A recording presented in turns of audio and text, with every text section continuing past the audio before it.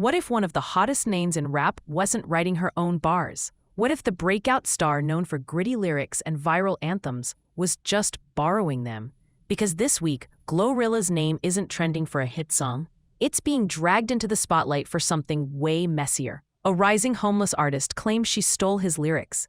And that's not even the first time someone's accused her of lifting work. Is this just how the music industry works now? Or is there more going on behind the scenes than fans ever realized? GloRilla's breakout anthem Tomorrow didn't just put her on the map. It exploded across TikTok, spun into a remix with Cardi B, and racked up tens of millions of plays in a matter of weeks.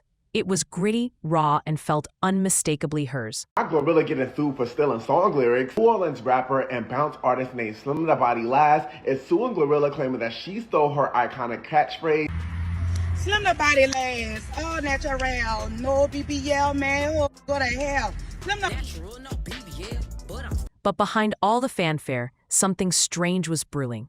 And it started with a beat from 1994. In early 2023, a little-known artist named Ivory Paynes, a member of the old-school group Doghouse Posse, filed a lawsuit claiming that GloRilla and her producer Macaroni Tony had ripped elements straight from his track Street of the West Bank. According to him, the piano melody, cello line, and drum progression in Tomorrow weren't original. They were sampled, without permission, from a track that had been collecting dust in the underground New Orleans scene for decades. But this wasn't just about a sound. Paynes didn't say GloRilla was inspired by the track. He said they took it, chopped it up, and flipped it into a hit without ever asking, crediting, or compensating. The lawsuit laid it all out. Timestamps, musical structure comparisons, production overlays, and it wasn't pretty. For a new artist just making it into the spotlight, this was more than a copyright case. It was the first major test of her credibility.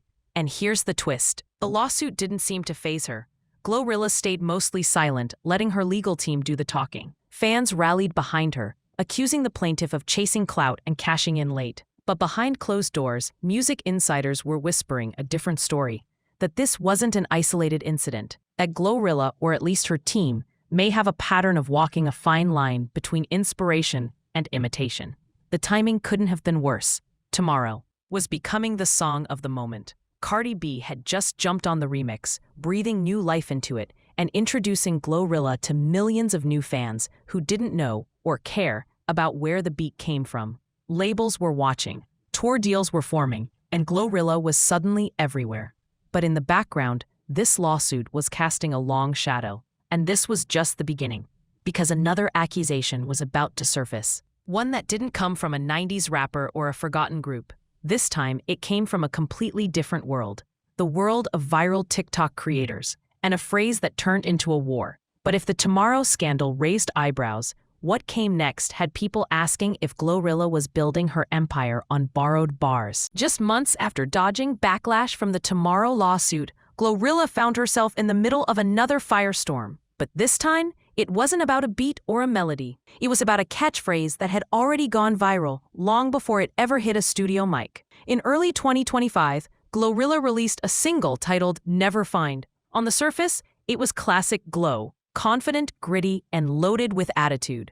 But it was one line in particular that set social media ablaze: all natural, no BBL. On paper, it sounded like just another flex, a defiant shot at the image-obsessed world of cosmetic surgery in the rap game. But that line? It wasn't new. In fact, it had already racked up millions of views. Somewhere else. Enter Natalie Henderson, a rising influencer and self-described wellness advocate who built a massive following on TikTok by promoting body positivity and natural beauty. Months before Never Find even dropped, Natalie had gone viral repeatedly with videos using that exact phrase, all natural, no BBL. She wasn't just saying it, she had branded it. The phrase was in her merch, her bios, and her captions. And when she heard it used, almost word for word, in GloRilla's latest single, she wasn't flattered. She was furious. Within weeks, Natalie filed a lawsuit accusing GloRilla of copyright infringement. But this wasn't just about a few words. According to her legal team, the melody, structure, and phrasing of the entire section were substantially similar to one of Natalie's original audio clips on TikTok. In their eyes, this wasn't coincidence. This was theft. Word for word, tone for tone. Lifted from a trending sound, reshaped into a hook, and sold to millions under someone else's name. Now here's where things got even messier. GloRilla didn't respond directly. Her label brushed off the claims as baseless. But fans started digging. Side-by-side comparisons of Natalie's TikTok and GloRilla's verse began circulating online, and the similarities were hard to ignore. Even some of GloRilla's own supporters admitted it was too close to be a coincidence. And while legal experts debated whether a TikTok sound could really be copyrighted in the same way as a traditional song, one thing was clear: the line didn't come from nowhere. And this wasn't just an isolated phrase.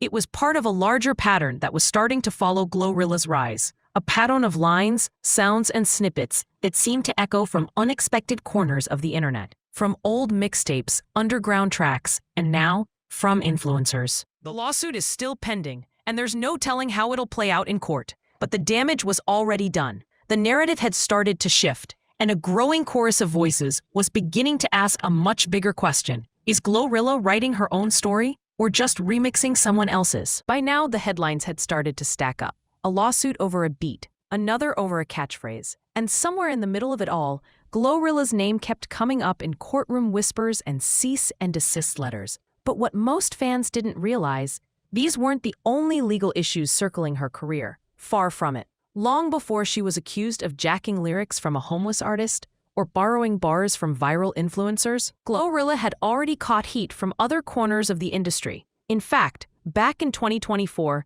she found herself in the middle of another copyright mess, this time involving a sample from Plies, the veteran Florida rapper known for his gritty southern delivery and cult classic hooks. The track in question? A leaked demo from GloRilla's studio sessions titled Wanna Be, which reportedly borrowed a T melodic phrase from Plies' older catalog. Again, without clearance. Plies' team initially threatened legal action, citing direct infringement and unauthorized usage. For a moment, things looked like they might escalate into a full-blown legal battle. But just as quickly as it surfaced, the case vanished. No public settlement, no official dismissal, just silence. Industry insiders claimed it was handled quietly, which is usually code for someone got paid off behind closed doors. But that wasn't even the most unexpected case. In mid-2024, a private investor came forward with claims that he had funded part of GloRilla's early recording budget to the tune of $150,000 in exchange for a contractual share of her future earnings. According to court documents, GloRilla allegedly accepted the funds but never delivered on her side of the deal. The investor claimed he was ghosted entirely and sued for breach of contract. This case didn't make the gossip blogs, but it hit industry circles hard because it painted a picture of an artist willing to play fast and loose with obligations as her fame skyrocketed. Stacked side by side, these lawsuits formed a troubling mosaic: unauthorized samples, uncredited catchphrases, breach of contract allegations, settlements behind the scenes. Individually, you could write them off as industry noise. After all, legal threats in music are nothing new.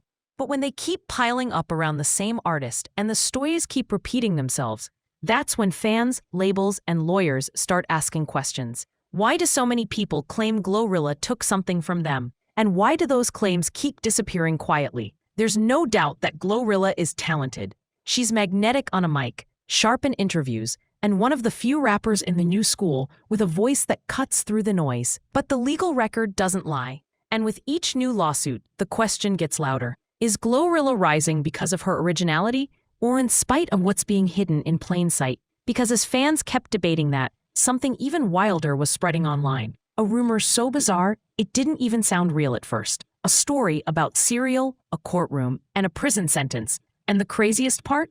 Some people actually believed it. Of all the stories surrounding GloRilla's rise, none caught fire quite like this one. It started with a tweet, a blurry screenshot, a few out-of-context comments, and suddenly, social media lit up with a wild claim that GloRilla had spent 3 years in prison for stealing cereal. Not just any cereal, but apparently a $7.99 box of Kellogg's Frosted Flakes. No mugshot, no court records, just the internet doing what it does best. Running with a story that was too absurd not to believe, the rumor exploded overnight. Twitter threads, TikToks, and even fake news articles popped up, some quoting a completely fabricated court case. People were stitching videos together, swearing they remembered the incident. Memes poured in. Free Glo until it's backwards started trending, even though she wasn't in jail. One user posted, "She risked it all for Tony the Tiger. That's real hunger." Another joked, "She didn't steal it, she sampled it. It was chaos." And for a minute, even some fans were unsure whether it might be true. GloRilla finally responded in the most GloRilla way possible. Blunt, funny, and direct. She tweeted, "I've never been to jail for no damn cereal. Stop lying on me before I sue y'all next." It shut things down instantly, but not before the rumor had reached millions. Even verified accounts were circulating the story like gospel. And that's when people realized something a little deeper was happening. Because the rumor, as ridiculous as it was, worked. It went viral. It put GloRilla's name in everyone's mouth for a full news cycle. And it added something to her public image that no PR firm could have planned: mystique. The idea that she was that raw, that unpredictable, that connected to the struggle. Even if it wasn't true, people liked the idea of it. They wanted it to be true. It says a lot about how fame works now. In an industry where truth often matters less than perception, and memes move faster than facts, GloRilla's cereal saga became a case study in how a viral lie can shape a real narrative. And she didn't just survive it, she benefited from it. And here's the real kicker. While fans were laughing about cereal, lawsuits were being filed, accusations were building, and no one seemed to notice. It was almost as if these viral distractions, bizarre, hilarious, unprovable, were shielding her from something far more serious. Because while the world was busy turning her into a meme, GloRilla was quietly building something else, an origin story that would take her from internet sensation to unstoppable industry force. But what if the real story wasn't about cereal or slogans? What if the biggest twist was buried in how she got started and what she had to steal just to hear her first song? Before the lawsuits, before the memes, before the viral catchphrases and Cardi B cosigns, GloRilla was just Gloria, a girl from Memphis with a raspy voice, a dream bigger than her block, and no real access to the music she wanted to make. But what most people don't know is how far she was willing to go to chase that sound, even if it meant breaking rules that followed her into the spotlight. In a now-deleted interview from early 2022, GloRilla dropped a bomb. She used to shoplift CDs from local gas stations just to hear new rap music. Not stream it, not borrow it, steal it. The way she told it was almost funny. A broke teenager hiding albums under her hoodie, slipping past distracted cashiers while her cousins played lookout. It wasn't glamorous.